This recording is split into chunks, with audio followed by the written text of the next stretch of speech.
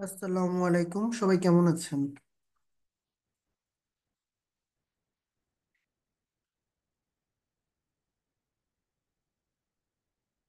নাসিমা নিপা, শুনতে পাচ্ছেন?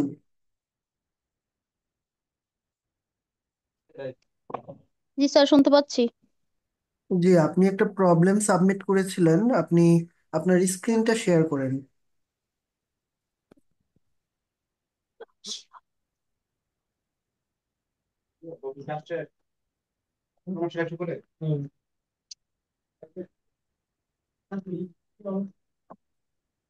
স্ক্রিনটা কিভাবে শেয়ার করতে হবে সেটা তো স্যার আমি জানি না।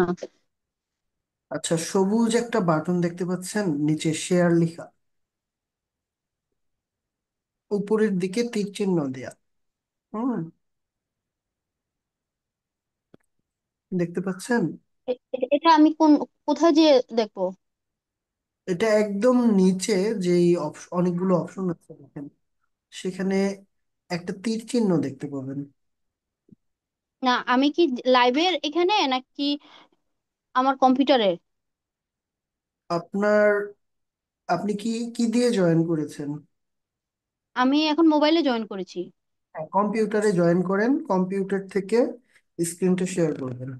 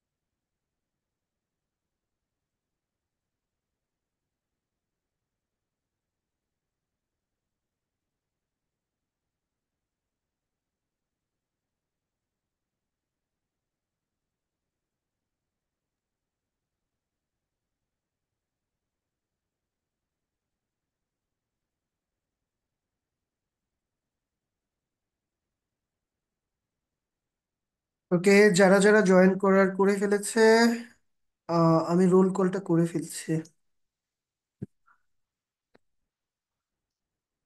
ওকে, আমি ডাকছি, যারা যারা উপস্থিত রয়েছেন তারা প্রেজেন্ট বলবেন।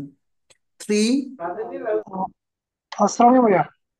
ভাইয়া আপনি বলছিলেন যে নামের পাশে রোল নাম্বারটা লেখা দেওয়ার জন্য আর কি। সো এটা ফার্স্ট পয়েন্ট প্লিজ। ওটা হচ্ছে আপনার সবাই করতে পারে না, আর দ্বিতীয়ত হচ্ছে ক্লাসে রিজয়েন করলে প্রত্যেকবার হচ্ছে এটা চেঞ্জ হয়ে যায়, দেখা যায়, এর জন্য প্রবলেম। যাই হোক। না, আহ, না ভাইয়া আমার তো হচ্ছে না। এটা সেভ দিতে হয় আর কি। হ্যাঁ, যাই হোক। নিচে। যাই হোক, মানুষ কম আছে, সমস্যা নেই। 3, 7, 12, 13, 14, 15, 16, 21, 22, 23, 24, sir 33। 31, 32, 33, sir 34, 32। Sir 32। 32, 34। Sir second sir. 33।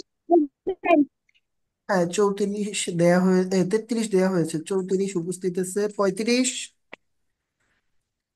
40। 40 হচ্ছে মশিউর রহমান আকন্দ, অর্থাৎ আসিফ।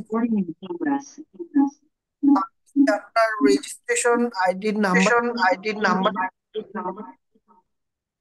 আচ্ছা। আহ, ঠিক আছে,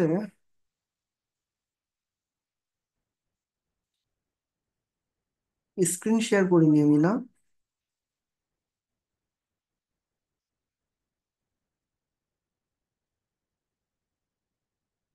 ওকে। কেউ বাদ আছেন? মনে হয় না কেউ বাদ আছেন। আচ্ছা। আর নিপা, আপনি কি কম্পিউটার থেকে জয়েন করেছেন?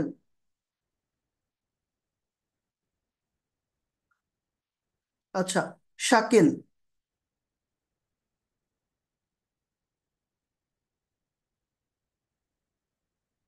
এই কাজটা কে করছেন? উষ্মি মন্ডল।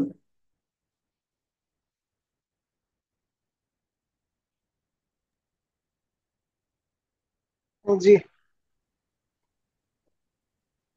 না, এটা তো আমি করিনি। জি, বুঝতে পেরেছি। আর শাকিল ভাই, আপনি হচ্ছে ই করেন, স্ক্রিন শেয়ার করেন, আমি স্ক্রিনটা অফ করে দিচ্ছি।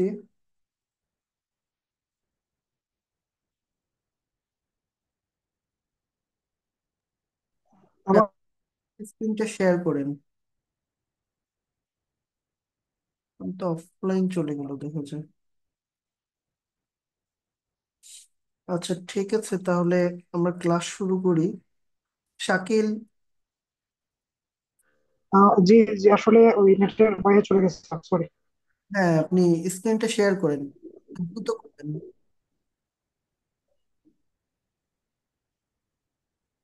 আমি আপনাকে রিকোয়েস্ট দিচ্ছি, আপনি অ্যাকসেপ্ট করতে হবে মেবি। জি।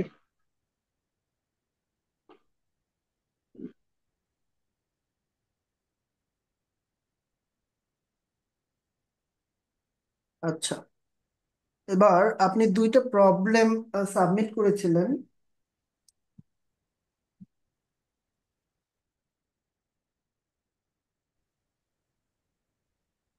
আসলে বেসিক্যালি একটা সলিউশন করতে পারছি, আচ্ছা, কোনটা সলিউশন করতে পেরেছেন আর কোনটা বাদ? এন্ড একটা হচ্ছে যে করতে পারিনি, এটা হচ্ছে আই ফ্রেম, এবং আপনি বলছেন জি আপনি জি, বাকি সব হইছে। এই যে দেখাচ্ছি আমি আপনাকে রান করে তাহলে। জি, আপনি দুইটা প্রবলেম সাবমিট করেছিলেন, সেই দুইটার মধ্যে কোনটা বাকি আছে?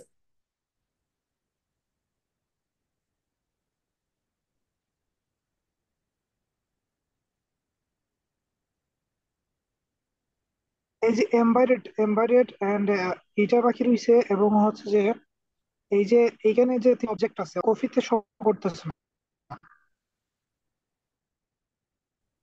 মানে আপনি এটা বুঝে যাচ্ছে না। একটু প্রবলেম। কফিতে আমি মানে রাউন্ডের শেপের মধ্যে লোগো দিতে পারছি। আচ্ছা, সরি, মেবি আমার নেট একটু ইস্যু হচ্ছে, আজকে নিয়ে যায়। হ্যালো ভাইয়া। হ্যালো। স্ক্রিন দেখা যাচ্ছে?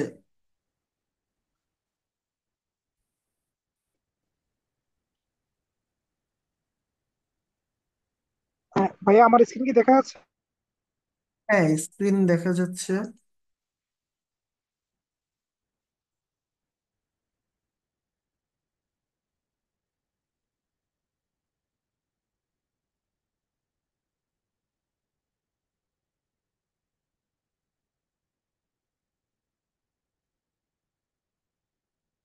ওনার নেটওয়ার্কের হয়তো সমস্যা। আচ্ছা, ঠিক আছে। আহ, আপনার প্রবলেমটা হচ্ছে আমি পরে পার্সোনালি দেখব। ক্লাস টাইম অযথাই ওয়েস্ট হচ্ছে। ঠিক আছে। আসিফ ভাই, আপনি হচ্ছে আপনার রেজিস্ট্রেশন নাম্বারটা একটু নোট করে রাখবেন, আর আমাদের টেলিগ্রাম গ্রুপে পিন পোস্টের মধ্যে আহ, এই ইটার আপনাদের প্রেজেন্ট নেয়ার যে ফাইলটা, এই ফাইলটার ডিটেলস পেয়ে যাবেন, মানে লিংক পেয়ে যাবেন, এবং যাবতীয় অন্য ধরনের যত লিংক প্রয়োজন আছে সবগুলো পেয়ে যাবেন। ঠিক আছে, পিন পোস্টে সবকিছু পেয়ে যাবেন। আচ্ছা। জি আহ, স্যার।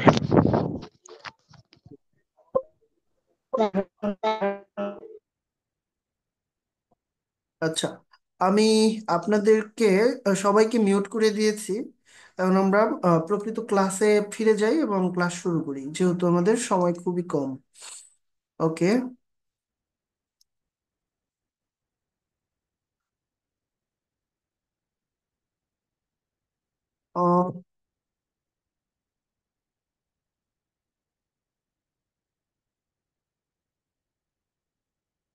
ঠিক আছে, আমরা হচ্ছে কোথায় ছিলাম?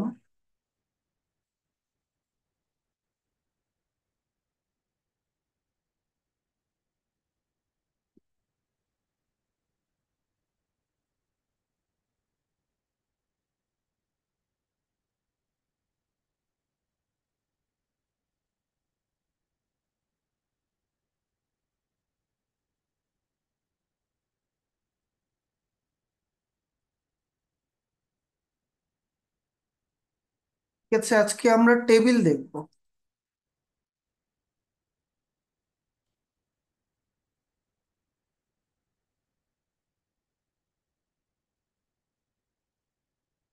তো HTML দিয়ে কিভাবে টেবিল তৈরি করতে হয় দেখে নেওয়া যাক।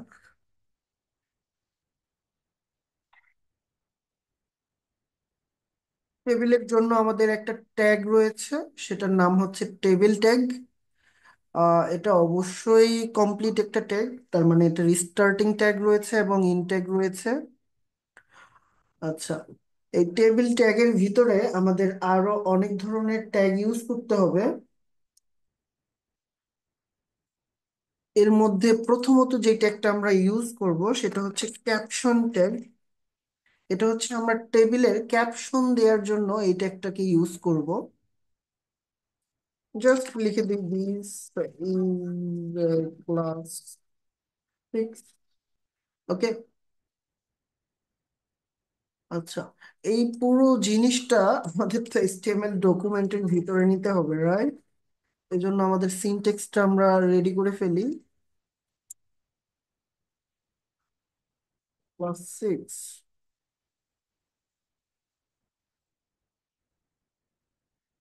ঠিক আছে। তো টেবিল ট্যাগের ভিতরে হচ্ছে প্রথম যেই কাজটা আমরা করেছি, একটা ক্যাপশন ট্যাগ রয়েছে। এই ক্যাপশন ট্যাগটার কাজ কি? একটা টেবিলের ক্যাপশন অ্যাড করা। একদম ঠিক টেবিলের উপরে সেন্টারাইজ করে একটা ক্যাপশন অ্যাড হয়ে যাবে। এখানে আমরা যেই লেখাটা লিখবো, যে টেক্সটটা দিব, সেই টেক্সটটাই টেবিলের উপরে সেট হয়ে যাবে। ঠিক আছে। তো এই টেবিলকে আমরা গ্রুপিং করতে পারি। টেবিলের একটা টেবিলকে আমরা কিভাবে চিন্তা করি? এটা রো থাকবে কিছু এবং কলাম থাকবে কিছু, রাইট? আচ্ছা, আমরা পেইন্ট টুলে চলে যাই। পেইন্ট টুলে আমরা হচ্ছে সুন্দরভাবে এটা দেখাতে পারবো। ঠিক আছে, সাপোজ এটা হচ্ছে একটা টেবিল। এই টেবিলের এরকম অনেকগুলো হচ্ছে রো থাকবে। আমরা প্রথমে টেবিলের রো অঙ্কন করে নিচ্ছি। ঠিক আছে, এগুলো এই যে আড়াআড়ি যে দাগগুলো দিচ্ছি, এটা হচ্ছে এক্স অক্ষ বরাবর আমরা দাগ দিচ্ছি, রাইট? তো এই এক্স অক্ষ বরাবর যে দাগগুলো আমরা দিব, এগুলো হচ্ছে এক একটা রো। এখানে কয়টা রো আমরা অঙ্কন করেছি? এখানে হচ্ছে দুঃখিত, এখানে আচ্ছা, এটা সিলেক্ট করা আছে তাই এমন হচ্ছে। এটা ডিসিলেক্ট করবো কিভাবে?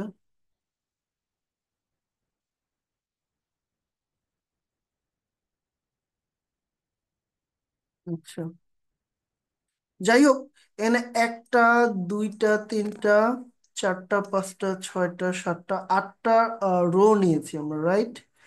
এখানে কিভাবে লিখতে হয়? আচ্ছা, পেন টুলটার খুব একটা ইউজ আমি করি না। যাই হোক, এই যে কলম দিয়ে লিখতে হবে। ওকে, 2, 3, 4, 5, 6, 7, 8, এই 8টা রো আমরা হচ্ছে অঙ্কন করে নিয়েছি। এবার ঠিক একইভাবে আমরা কিছু কলাম অঙ্কন করে নেই। এই ওয়াই অক্ষ বরাবর যে উলম্ব দাগগুলো আমরা টানছি, এগুলো হচ্ছে এক একটা কলাম, রাইট?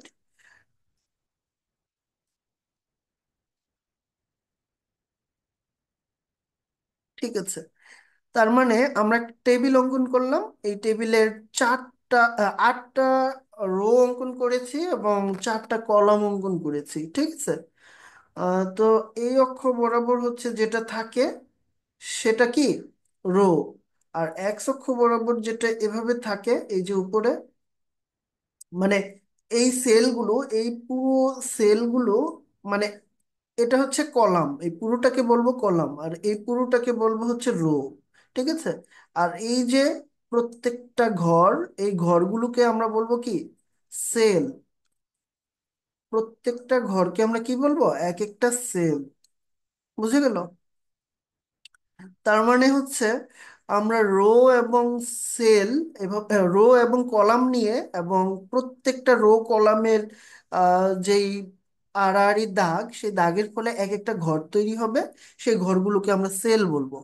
ঠিক আছে। তো এই টেবিলটাকে অঙ্কন করতে আমরা 3টা ভাগে ভাগ করতে পারি। এই প্রথম অংশে যেটা থাকবে, প্রথম অংশে থাকবে হচ্ছে হেডিং, এবং শেষের অংশ যেটা, এই শেষের অংশে থাকবে হচ্ছে ফুটার, মানে টেবিলের ফুটার। আর এই যে পুরো অংশটা, এই পুরো অংশটাকে আমরা হচ্ছে আহ, এই পুরো অংশটাকে আমরা কি হিসেবে দেখব? টেবিল বর্ডার হিসেবে লিখবো, ঠিক আছে। আচ্ছা, এই পুরো অংশটাকে এখন আমি কেটে দিচ্ছি। এটাই বোঝানোর ছিল, যাই হোক। তাহলে আমি টেবিলের হেডিং কি নিয়ে নিব? এই যে টি হেড দিয়ে, ঠিক আছে। টি হেড হচ্ছে টেবিলের হেডিং। একইভাবে টি বডি হচ্ছে কি? টেবিলের বডি। এবং টি ফুট হচ্ছে টেবিলের ফুটার। তার মানে হচ্ছে টেবিলকে আমরা প্রথমেই, টেবিলের যে রো, রো গুলোকে 3টা ভাগে বিভক্ত করে নিয়েছি। এখন টেবিল হেডিং এর মধ্যে প্রথমে আমরা কি ইনসার্ট করতে চাচ্ছি? টেবিলের হেডিং এর মধ্যে প্রথমে আমরা ইনসার্ট করতে চাচ্ছি। আচ্ছা, আবার পেইন্ট টুলে চলে যাই।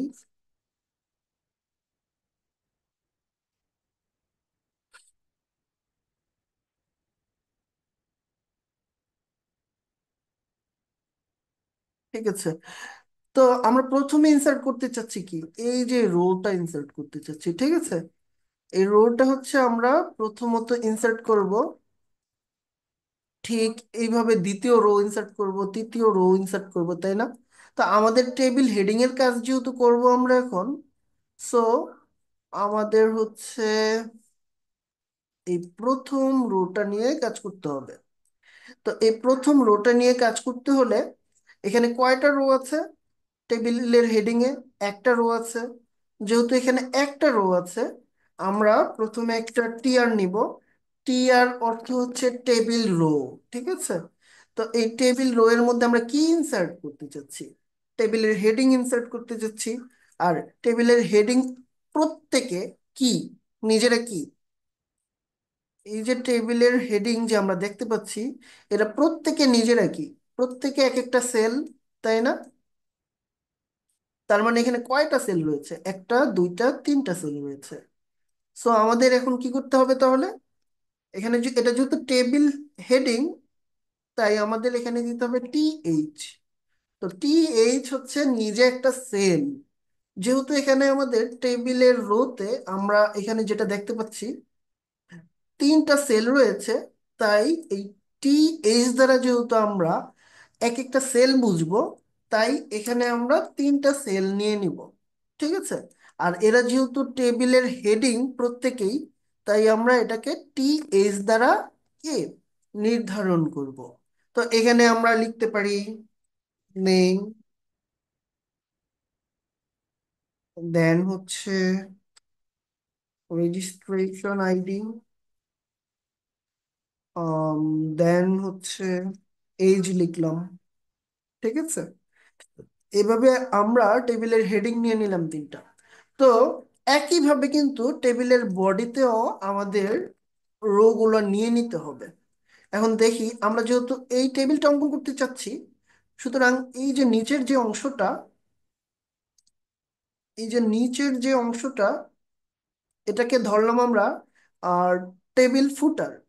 তো মাঝামাঝি কয়টা অংশ রইলো মূলত? এখানে রইলো 1 2 3, তার মানে তিনটা রো রয়েছে। আর প্রত্যেকটা রোতে কি রয়েছে? একটা করে, মানে তিনটা করে কলাম রয়েছে। প্রত্যেকটা রোতে কয়টা করে কলাম রয়েছে? তিনটা করে। ঠিক আছে, মানে সেল হবে তিনটা করে। যেহেতু প্রত্যেক, মানে তিনটা রো এবং তিনটা করে সেল প্রত্যেকটা রো এর মধ্যে, তাহলে আমরা এভাবেই নিয়ে নেই। তো টিআর দিয়ে আমরা কি জানি? টিআর দিয়ে আমরা জানি টেবিল রো। তো প্রত্যেকটা রো এর ভিতরে কয়টা করে সেল রয়েছে? প্রত্যেকটা রো এর ভিতরে রয়েছে তিনটা করে সেল। এখন আমরা যেহেতু এটা হেডিং না, এই সেলটাকে আমরা কি দ্বারা নির্ধারণ করব? অবশ্যই ভিন্ন কিছু। এটাকে আমরা টি ডি দিয়ে নির্ধারণ করব। ঠিক আছে, এখানে যেহেতু তিনটা করে টিডি রয়েছে, আমরা তিনটা করে টিডি দিয়ে দিব।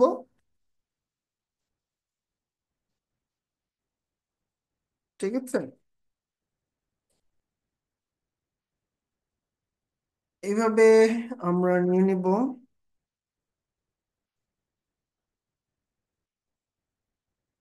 ঠিক আছে, আমরা হচ্ছে তিনটা রো নিয়েছি, রাইট? এই যে একটা রো, দুইটা রো, তিনটা রো, তিনটা রো নিয়েছি।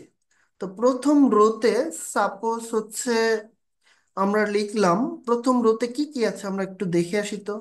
প্রথম রোতে আছে name, registration ID and age, তাই না? এখানে তাহলে আমি সংক্ষেপে ব্যাপারগুলোকে প্রকাশ করার জন্য লিখি। এখানে হচ্ছে প্রথমটা হচ্ছে নেম, তারপর রেজিস্ট্রেশন আইডি, দেন হচ্ছে এজ। ঠিক আছে, তাহলে আমার প্রথমে কি দিতে হবে? নেম দিতে হবে। সাপোজ আমি প্রথম নেম দিলাম উষ্মি মন্ডল। ঠিক আছে, দেন রেজিস্ট্রেশন আইডি দিলাম WD সামথিং। হ্যাঁ, আচ্ছা, দেন এজ সাপোজ কিছু একটা দিয়ে দিলাম, সাপোজ 60 দিলাম। হ্যাঁ, এইভাবে আমরা প্রত্যেকটা ঘরকে পূরণ করব। তো নাসিম উদ্দিন লিখলাম, কোনো একটা নাম আর কি, যেটা মনে আসে এখানে দিয়ে দিচ্ছি। দেন WD 2501 সামথিং, দেন হচ্ছে বয়স দিয়ে দিচ্ছি 25। এইভাবে আমরা এখানে কি দিব? এটা ধরলাম নেম, এন্ড WD 00 সাপোজ, দেন হচ্ছে 31 তার এজ ধরলাম। এখন আমরা এই টেবিলটাকে একটু দেখে আসব। আচ্ছা, টেবিল দেখে আসার আগে টেবিল রো নিয়ে আমরা কাজ করতে পারি। আচ্ছা, টেবিল রোতে কি আছে? একটা, অবশ্যই ফুটারে হচ্ছে আমাদের একটাই থাকবে এবং হেডিংয়েও একটাই থাকবে। মাঝে মাঝে প্রয়োজন অনুসারে দুইটাও থাকতে পারে রো, কিন্তু সেল তো অবশ্যই প্রত্যেকের নির্দিষ্ট থাকে, তাই না? তো এখানে সাপোজ সেল থাকবে আমাদের দুইটা। ঠিক আছে, তো এই দুইটা সেলকে আমরা কিভাবে কি করতে পারি আমরা পরে দেখবো। আপাতত আমরা একটা রো নেই এবং রো এর ভিতরে আহ, অবশ্যই আমাদের ফুটারের ভিতরে হচ্ছে টেবিল রো নিয়েছি, এবং টেবিল রো এর মধ্যে যেহেতু এখানে তিনটা কলাম, তার তিনটা সেল বা তিনটা কলাম, সুতরাং আমরা টিডি নিয়ে নিব তিনটা। ঠিক আছে, আচ্ছা, টিডি নিয়ে নিলাম তিনটা। এখন এখানে কি লিখবো সেটা আমরা পরে নির্ধারণ করব। আমরা আগে চলুন দেখে আসি আমাদের টেবিলটা ঠিকভাবে কাজ করছে কিনা।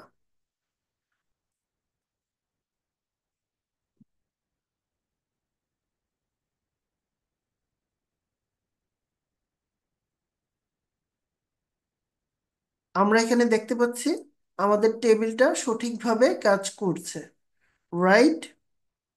আচ্ছা, এখন টেবিলের যেহেতু কোনো বর্ডার নেই, সো আমাদের বুঝতে একটু অসুবিধা হচ্ছে। তাই আমরা যেটা করব এখন, টেবিলে একটা বর্ডার নিয়ে নিব। ঠিক আছে?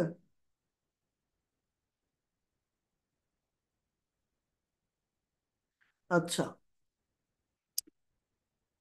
এখানে বর্ডার এইভাবে নেওয়া যাবে কি না তো দেখ চেক করে নেই। হ্যাঁ, বর্ডার নেওয়া গেছে। তো এখানে আমরা দেখতে পাচ্ছি এই বর্ডারে যেহেতু কিছু নেই, মানে এই বর্ডারে না, দুঃখিত, এই রোতে যেহেতু কিছু নেই, একটু বড় করে দেখাই। আচ্ছা, এই রোতে যেহেতু কিছু নেই, সুতরাং এটা একদম চ্যাপ্টা হয়ে আছে, একদম খালি হয়ে আছে, রাইট? যখন আমরা কিছু অ্যাড করব এখানে অ্যাড হয়ে যাবে। আর এখানে আমরা দেখতে পাচ্ছি ক্যাপশনটা অ্যাড হয়ে গেছে, দিস ইজ ক্লাস 6। ওকে, তার মানে আমাদের কোড সম্পূর্ণ সঠিকভাবে কাজ করছে। তো আমরা গ্রুপিং দেখে নিলাম। এই গ্রুপিংটা হচ্ছে টেবিল, যে রো গুলা রয়েছে সেই রো এর গ্রুপিং। রো এর গ্রুপ তাহলে কয়টা? রো এর গ্রুপ হচ্ছে তিনটা। একটা হেড, একটা বডি, এবং হচ্ছে একটা ফুট। ঠিক আছে? তো ফুটার। এবার আমরা যে কলামগুলো রয়েছে আমাদের, এই যেখানে কলাম দেখতে পাচ্ছি, একটা দুইটা তিনটা, রাইট? তো এই কলামগুলোকেও তো আমরা গ্রুপিং করতে পারি, তাই না? তো এই কলামের যে গ্রুপিং, এটার জন্য হচ্ছে আমরা নিব প্রথমে ক্যাপশনের নিচে, অবশ্যই ক্যাপশনের নিচে নিব, এবং ক্যাপশনের নিচে হচ্ছে আমাদের কলামের যে গ্রুপ সেটা নিব। তো call group, right? Call group হচ্ছে আমাদের যেই কলামের গ্রুপিং করার সিস্টেম, সেই সিস্টেমটা হচ্ছে এই ট্যাগের মাধ্যমে আমাদের ডিফাইন করতে হয়। তো কল গ্রুপের মাঝখানে কি থাকে? কল গ্রুপের মাঝখানে কল থাকে। ঠিক আছে? কল নামে একটা ট্যাগ থাকে। আচ্ছা,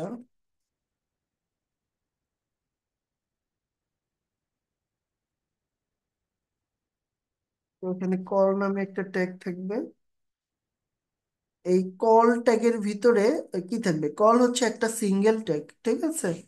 তো সিঙ্গেল ট্যাগের ভিতরে কি থাকবে? এখানে হচ্ছে স্টাইল থাকবে, নানান ধরনের স্টাইল থাকবে, সিএসএস স্টাইল। ঠিক আছে? এই কল গ্রুপ পুরো জিনিসটাই হচ্ছে মূলত স্টাইলের জন্য কাজ করে। যেমন হচ্ছে এখানে স্টাইল অ্যাড করি,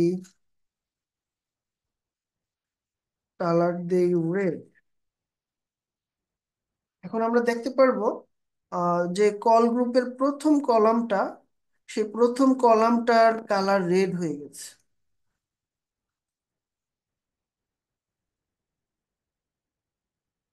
আচ্ছা, কল গ্রুপের প্রথম কালার রেড হয়ে যাবে। W3 স্কুল থেকে আমরা কিছু এক্সাম্পল দেখে নিতে পারি।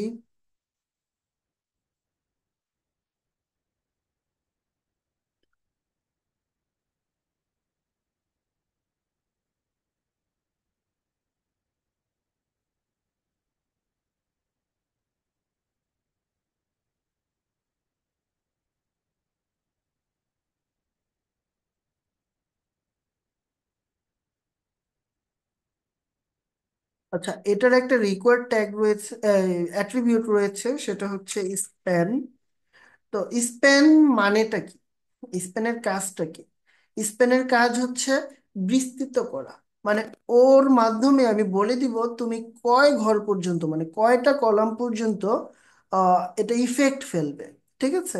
আমি যদি বলি তুমি দুইটা কলাম পর্যন্ত ইফেক্ট ফেলো, তাহলে ও দুইটা কলাম পর্যন্ত ইফেক্ট ফেলবে।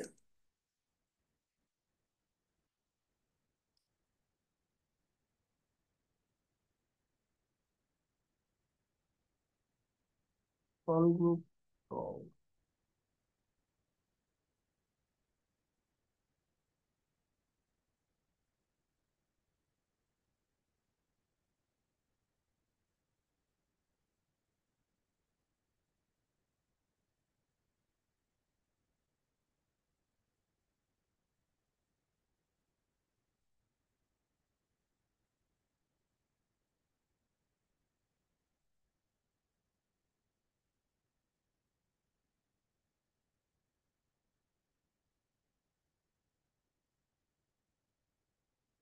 আচ্ছা, আমরা দেখতে পাচ্ছি এই যে কল গ্রুপ যে রয়েছে,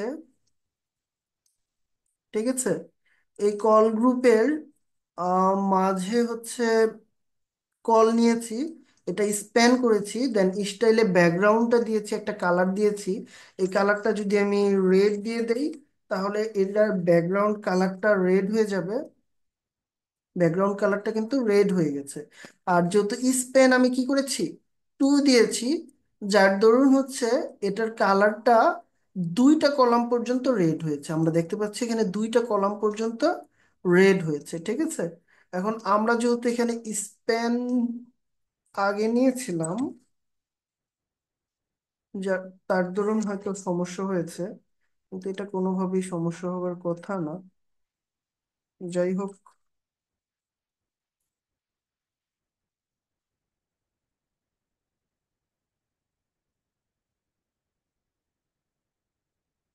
হয়তো আজকে কোনো বানান টানান ভুল হলো কিনা। কল গ্রুপ, কল গ্রুপ, এটা ঠিক আছে। কল, ঠিক আছে, সবই ঠিক আছে। এখন কালার রেড কেন নিচ্ছে না সে?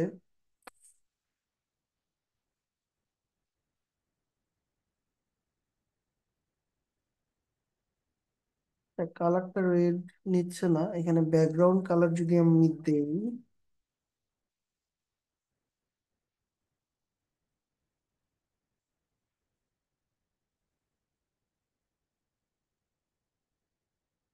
হ্যাঁ, ব্যাকগ্রাউন্ড কালারটা নিচ্ছে। দ্যাট মিন্স আমরা বুঝতে পারলাম আসলে ও ডিরেক্ট প্রত্যেকটা কলামে আমাদের যে স্টাইল সেটা হচ্ছে অ্যাপ্লাই করবে না।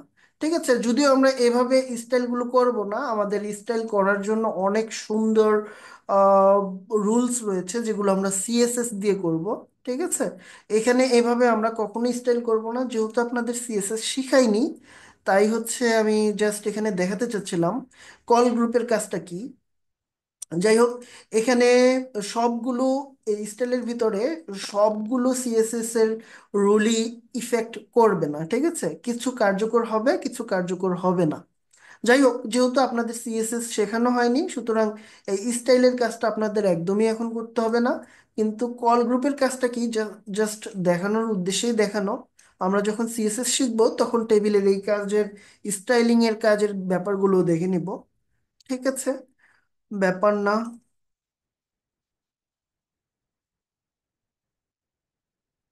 যাই হোক, কল গ্রুপের বিষয়টা আমরা হচ্ছে দেখে নিলাম, স্পেনের ব্যাপারটাও দেখে নিলাম, এবং কলের ব্যাপারটাও দেখে নিলাম। মানে যতগুলো ট্যাগ থাকতে পারে টেবিলের জন্য, প্রত্যেকটা ট্যাগের কাজই আমরা দেখে নিয়েছি।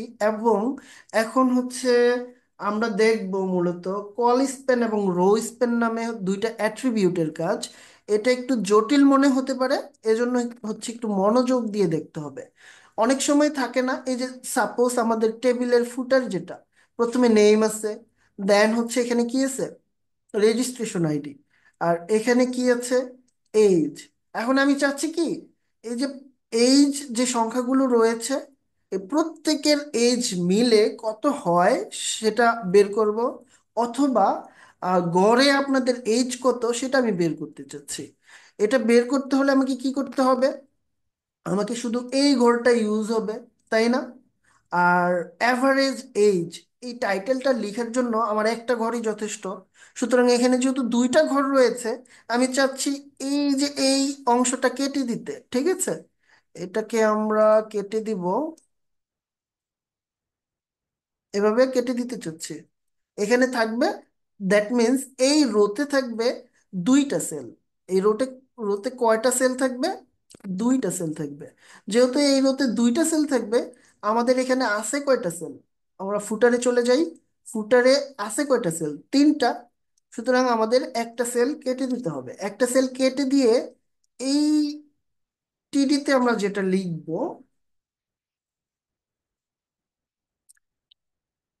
কল স্প্যান, আমরা কয়টা কলামকে নিচ্ছি এখানে, এখানে একটা কলাম দুইটা কলাম, তাই না? আমরা কিন্তু রো নিচ্ছি না, যেহেতু কলাম নিচ্ছি। সুতরাং আমাদের যে এট্রিবিউটটা লাগবে সেটা হচ্ছে কল স্প্যান। কয়টা কলামকে এক করতে চাচ্ছি? দুইটা কলামকে। এখানে আমরা কয়টা কলামকে অ্যাড করেছি, একসাথে করেছি দুইটা কলামকে। সাপোজ এখানে যদি চারটা পাঁচটা কলাম থাকতো এবং সবগুলাকে আমি একত্র করতে চাইতাম, পাঁচটা কলামকে যদি করতে চাই, তাহলে স্পেন কত হবে? 5।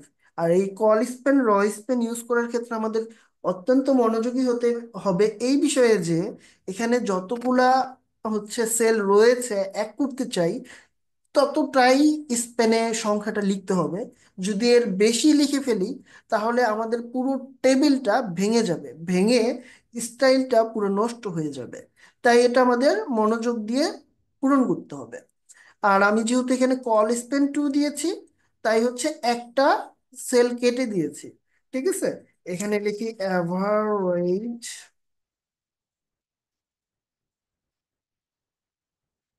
আচ্ছা, এভিজিএইচ লিখে দিই তাহলেই হবে। অ্যাভারেজ এজ লিখে দেই। দেন হচ্ছে আমরা প্রত্যেকটা যোগ করে যোগফলটা এখানে লিখে দিব। সাপোজ এখানে যোগফলটা কত হবে? সাপোজ এখানে যোগফলটা আমি লিখে দিলাম, জাস্ট কিছুই অ্যাভারেজ না করে জাস্ট এখানে লিখে দিলাম এত, বোঝানোর সুবিধার্থে। হ্যাঁ, এখন হচ্ছে আমরা দেখি টেবিলটা আমাদের কাজ করছে কিনা।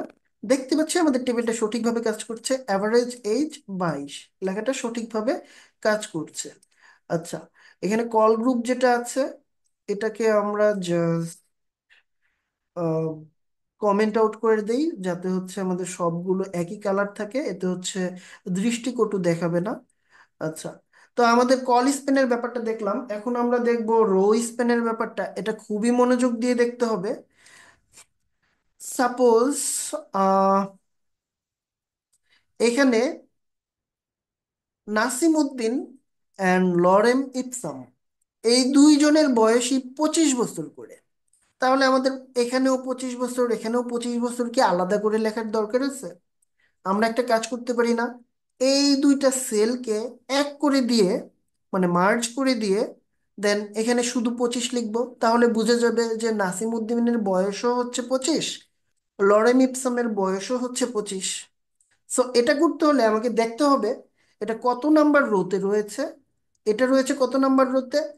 এটা রয়েছে মূলত আমার আহ, এখানে যে এটা আমরা যে গ্রুপটা করেছি, এই তিনটা মাঝখানের তিনটা বডি না? আমি এখানে চলে আসি, এই মাঝখানের তিনটা বডি না? মাঝখানের তিনটা যেহেতু বডি, আমার এইটা কাটতে হচ্ছে। তা ক্লাসটা এখনই শেষ হয়ে যাবে।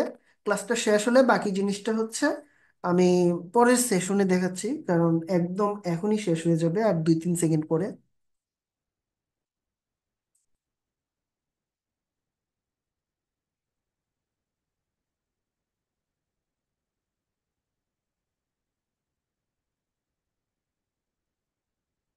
আচ্ছা, ক্লাস তো 40 মিনিট চলার কথা, 40 মিনিট ওভার হয়ে গেছে, এখনো শেষ হচ্ছে না, না?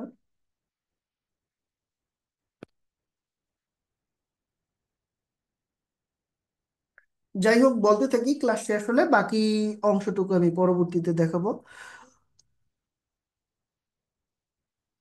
এটা কত নাম্বার রো? এই যে যে আমাদের বডির কত নাম্বার রো? 1 নাম্বার এবং 2 নাম্বার রো। 2 নাম্বার রো এর সেলটা কত নাম্বার? সেলটা হচ্ছে 3 নাম্বার। বুঝার চেষ্টা করেন, ভালোভাবে বুঝার চেষ্টা করেন।